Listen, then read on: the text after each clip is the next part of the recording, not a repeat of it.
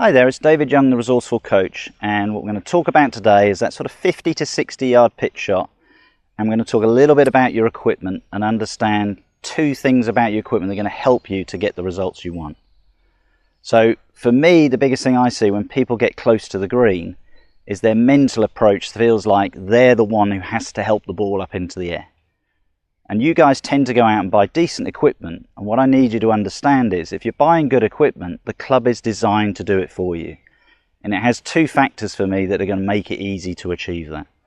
Number one, a wedge will have loft, okay? And that's really important to understand, that whatever club you choose to use, you trust the loft that you've given yourself to play that shot. The second thing to do with the club is what we call the bounce of the club. We're going to come to that a little bit later. And what's really important for me is when you look at a golf club, the way it's designed to help you to achieve what you want, but it's also designed in a way that if you get it slightly wrong, and this is when we come to the bounce later, it will help you out to get the desired result that you need. So I think that's really important to understand. And what I'm about to say with the club about bounce is a little bit controversial because I see it on TV and I hear the commentators and that talk about bounce, and they tell you to deliberately hit the ground behind the ball to let the bounce work. I don't want you to do that. Okay, I want you to hit the ball cleanly, and if you happen to just hit the ground slightly behind the ball, the bounce is designed to help you out. So you never deliberately hit behind the ball. For me, the reason why you don't do that is if you are that good at hitting exactly that far behind the ball, you should be able to hit the ball perfectly clean in the first place. So the chances are, if you've been told deliberately hit an inch behind the ball, let the bounce do its work, there are going to be occasions you might hit 2-3 inches behind, and now exactly that word, the club is going to bounce up into it, hit the middle of the ball, and you're going to thin it over the other side of the green. So let's look at these two things, okay?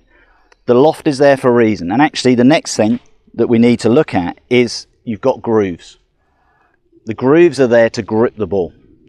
So the design of the club, we've got the loft, we've got the grooves, we've got the bounce. They're the three things that we're going to look at consistently here to give us the desired result that we want. So if I'm playing a shot here, we've got a reasonably tight lie.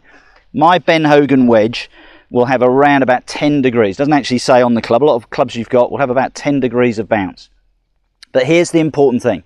When you look at a golf club and you sit it correctly on the ground, I'm going to bring this up to the camera. You sit it there. I'm going to sit it on my finger there on that back edge. The bounce is the difference between where my finger is and the leading edge of the club. So if your club says, let's bring it a bit low, if the club says it's got 8 degrees of bounce, it's the angle that you see going from that edge down towards that lower edge. And the important thing is when you put the club on the ground is make sure the club sits correctly. Now what I mean by that is make sure the handle relative to where you're going, I hope I'm square onto the camera here, is that the leading edge is there, the handle's coming directly away.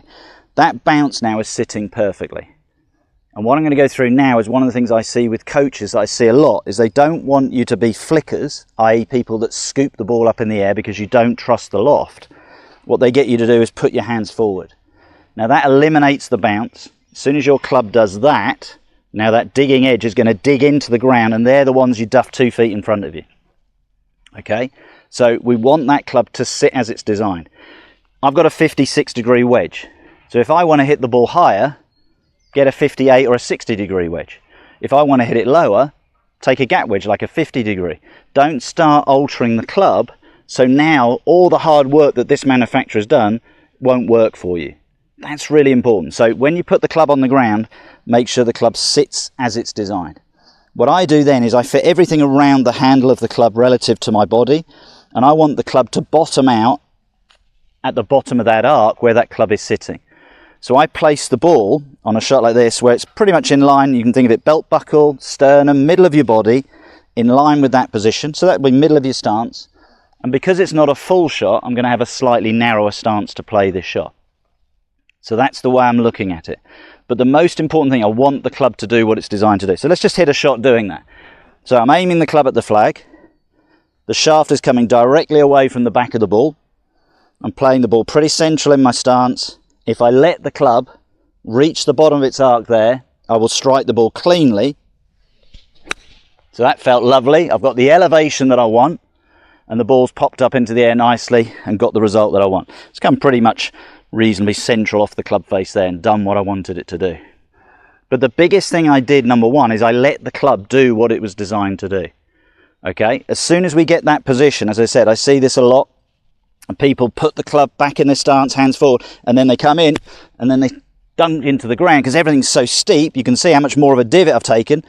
Previously I didn't hardly take anything. That ball's only got halfway to the green, and it even felt like I reasonably got a connection with the ball. It wasn't too bad. Okay, so here's the mental part of the game. This is the big thing for me. When you play golf, so much of it is about understanding what to do. What's the mental aspect of the game? So we're talking about initially equipment. Okay, your job is to reach the bottom of the ball. I don't know if I bring it closer to the camera here. Let's get rid of a few of these marks here on that shot. But I don't know if you can see, there's grass on 1, 2, 3, 4 grooves on the face of my club. So what that club has done is I've let the club descend down. I've hit the ball and it's squashed that grass on that club face. So it's descended down. It's sort of like the ball has run up the face slightly for those 4 grooves. And the more grooves that you get gripping the ball, the more backspin you'll have. The more you put the face forward like that, you're probably only going to get 2 grooves and you're not really sliding underneath it. Think about if you took a table tennis ball and you just threw it, you sort of went like that and chopped it, the ball would have loads of backspin on it. If you just hit flat into it, it would go fast. Same with a tennis ball. It's the same thing with the golf club. But the good thing is, we give you the loft, we give you the grooves, we give you everything to help you to get the result you want. Okay, so that's our important thing that we're looking for here.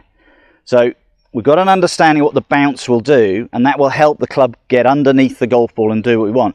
But we're not deliberately trying to hit the ground behind. If I stand here and think I want to hit back here, okay, so I set up and then I hit the ground there, all of a sudden now it's bounced into it and it's gone way left. I mean, it's nowhere near where I want to be.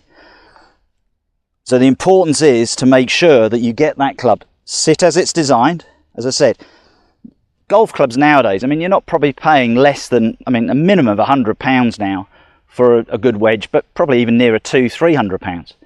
Use it the way the company has designed it. Okay, so let's go through our key steps there. Number one, aim the club where you want to go.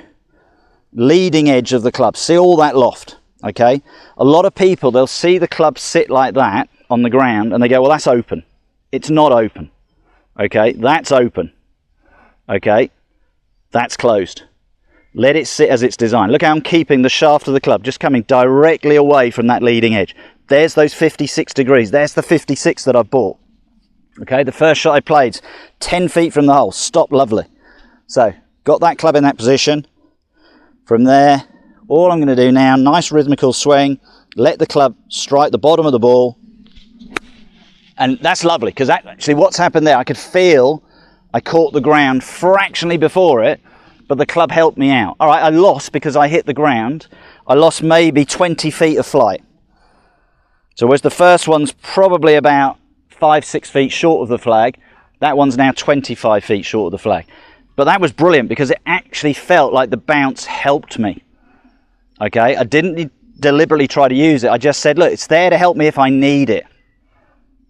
But I don't want to deliberately use it. You're going to get bored of me saying that in this video, but it's so important to understand. If you are that good at deliberately hitting that far behind the ball, then you should be able to hit the ball cleanly. Okay, it's there as a safety factor. It's there to help you out. As I said, I watch the commentators on TV and I cringe.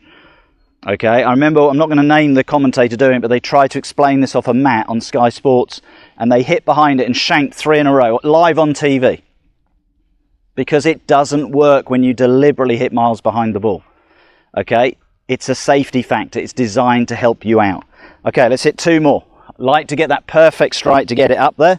If I don't, I now know I've got a little bit of help from the golf club. It's going to give me a chance to get the desired result that I want. And that was a perfect strike. And that's nicely up there, yeah. So that's in between the 2 balls. But what's really good is, for me, all 3 balls are on the green. Okay, I'm giving myself that chance. All right, last one. Let's see if we can do it again. Yep. Nicely struck. Up onto the green. And they're all around about 25 feet away, which if I'm doing that from 60 yards, I'm doing fine. That's going to be single figure golf. That's important to understand. You don't need to be sticking it on the flag. The first one was really nice, but what I liked was, out of the 4 that are on the green, the second one that I got on the green, I felt the bounce help me out. Set up to hit a clean shot. If you get it slightly wrong, the bounce will help you out. I hope you enjoyed that video. If you did, please subscribe to the channel, and I look forward to seeing you soon.